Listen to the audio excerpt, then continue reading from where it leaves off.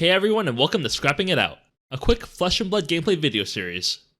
We're playing Classic Constructor today, at our local armory at FaB Foundry. Today we have Jesse on Azalea, Ace in the Hole. He's hiding in the shadows with Death Dealer, Crow's Nest, Skullbone Crosswrap, Findle Spring Tunic, Snapdragon Scalers, and Bullseye Bracers, bringing a total of 2 Arcane Barrier. We also have Archer playing Kano, Drokai of Ether. Archer blazes in with Crucible of Aetherweave, Ragamuffin Hat, Findle Spring Tunic, Stormstriders, and Metacarpus Node. Jesse wins a die roll and elects to go first. Jesse puts his tunic to 1. He activates Death Dealer, floating 0. Death Dealer loads in a red drill shot and draws him a card. Jesse then plays out both Release Attention and Lace with Inertia. He then fires a red drill shot for 10.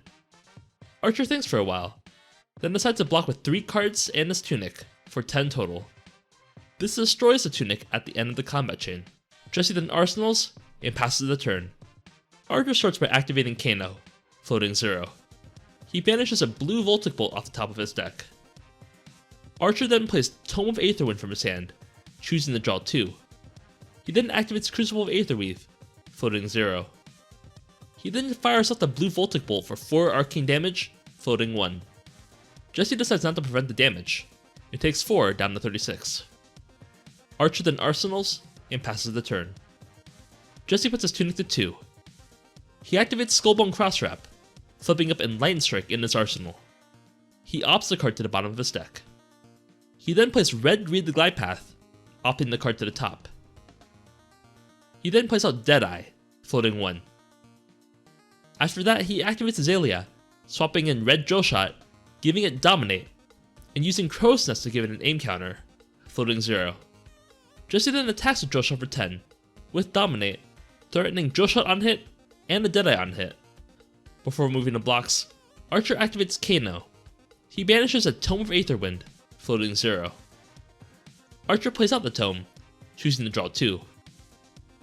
Archer chooses to activate Kano again, floating 0, and banishes a red Aether Flare. Archer activates Kano again, floating 1, and banishes a blue Prognosticate. Archer activates Crucible of Aetherweave, floating 0. He then plays out the red Aether Flare by pitching a red card, floating 0, threatening 4 arcane damage and the Aether Flare effect. Jesse prevents 2 by pitching a yellow, and takes 2 arcane damage on a 34. Archer follows up the Aether Flare with the blue Prognosticate, dealing 1 arcane damage plus 2 extra arcane damage from the Aether Flare for a total of 3. Jesse can't prevent the arcane and takes 3 arcane. Surge triggers from the Prognosticate. Archer opts 1 and leaves the card on top. Moving to blocks, Archer blocks for 3 and takes 7 down to 23. Jesse puts a -1 counter on nothing, since it doesn't really matter because Archer has no equipment that has block value higher than 0. Deadeye triggers, but Archer has no cards in his hand. He then passes the turn. On his turn, with no cards in hand, Archer simply passes the turn. He activates Death Dealer, floating 2. He loads in red in the ledger, and draws a card. Jesse swings with the red Ravenous Rabble. He reveals Deadeye, so Ravenous Rabble comes in for 3 with Go again. Archer declares no blocks and goes on to 20. Jesse then attacks with red in the ledger for 5, floating 1. Archer blocks it out for 6. Jesse then arsenals and passes the turn. Archer activates Crucible of Aetherweave, floating 2. He then fires a red Aether Spindle for 5 arcane damage, floating 0. Jesse prevents 2 and takes 3 down to 28. Archer opts 3 and puts all 3 cards to the top of his deck. He then passes the turn. Jesse activates Skullbone Crosswrap, revealing Judge, Jury, Executioner. He opts the card to the top. He then activates Azalea, bottoming his arsenal, and revealing Red Bolton Shot, giving it Dominate. He puts an aim counter on Bolton Shot, floating 2.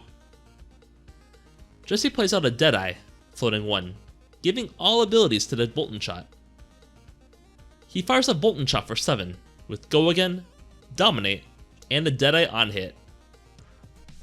Before blocks, Archer activates Kano, floating 0, banishing a blue Prognosticate. Archer activates Kano again, floating 0, banishing a Chain Lightning. Archer fires off the blue Prognosticate for 1 Arcane. Jesse takes the 1 Arcane, goes down to 27. Archer then activates Crucible, floating 1, and then fires off Chain Lightning, dealing 4 arcane damage since he met the conditions, floating 0. Jesse takes the 4 arcane and goes down to 23. Using Chain Lightning's first ability, Archer plays out Blazing Aether from his arsenal for 5 arcane damage. Jesse takes the 5 arcane and goes down to 18. Moving to blocks, Archer blocks for 3 and goes down to 16. Jesse uses the 1 floating to activate Death Dealer, loading Red Bolton Shot, and draws a card. He fires out the Bolton Shot for 4 with Go again. Archer declares no blocks and goes on to 12.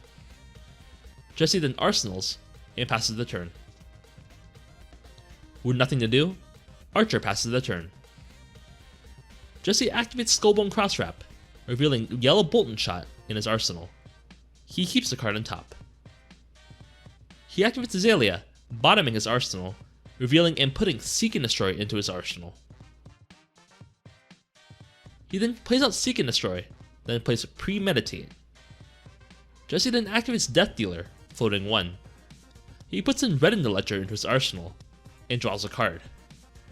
He then shoots said Red in the Ledger, floating 0, for 11 damage with both Seek and Destroy and Premeditate effects active. Archer blocks for 9, and then reactions, Jesse activates Snapdragon Scalers, giving the Red in the Ledger Go again. Archer takes 2, down to 10, taking the Red in the Ledger, Seek and Destroy, and Premeditate on hits. Jesse creates a Ponder token. Jesse attacks with Command and Conquer for 6, floating 0. Archer takes a 6, and goes on to 4. Jesse then cracks a Ponder, arsenals a card drawn, and passes the turn. Archer plays a pretty regular looking energy potion for his turn. He then passes the turn.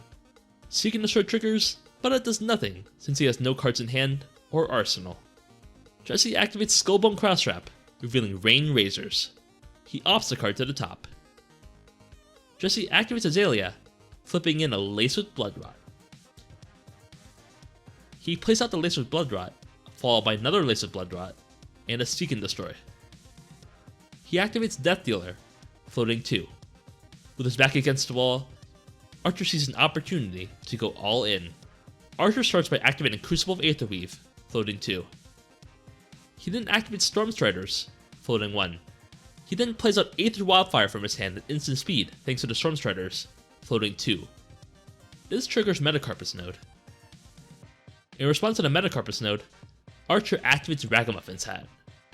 He draws a card, then puts a card back on top of his deck. Archer decides not to pay for node, coming in for 5 arcane damage with the Aether Wildfire effect. Jesse uses his floating 2 resources to AB 2 and takes 3, down to 15. Archer then activates Kano, pitching a blue with 2 floating. He banishes a Lesson in Lava. He activates his energy potion, now floating 4 resources. Archer plays out the Lesson in Lava, coming in for 6 arcane damage, floating 3. Jesse uses his tunic to create 1 resource to prevent 1, and takes 5, down to 10. With the Lessons in Lava trigger, Archer searches his deck for Blazing Aether. He uses his 3 floating to activate Kano. With no cards in hand, and facing a Blazing Aether for 11, Jesse scoops it up. I'd like to thank Jesse and Archer for coming on camera. Our local players are really strong, so it's nice to catch some of their games. I think Azalea is a really good deck, and Jesse's picking up Azalea really fast. Azalea doesn't lose much in the Kano matchup thanks to her natural arcane barrier, and her on-hits are quite good against Kano, and Kano generally either has a tempo or combo fast in order to win. Kano's definitely one of the boogeymen in the game, but Archer had to fight tooth and nail to get the win. Blocking with the tunic turn 0 was a strange decision at first, but it crucially let him arsenal the Blazing Aether on his turn 1. Overall, it's hard to say how much it affected the game, but it was an interesting decision point that I hadn't really thought about before. Anyways, that's it for this episode of Scrapping It Out. Don't forget to like and subscribe, and I'll see you all next time for some more Flesh and Blood gameplay.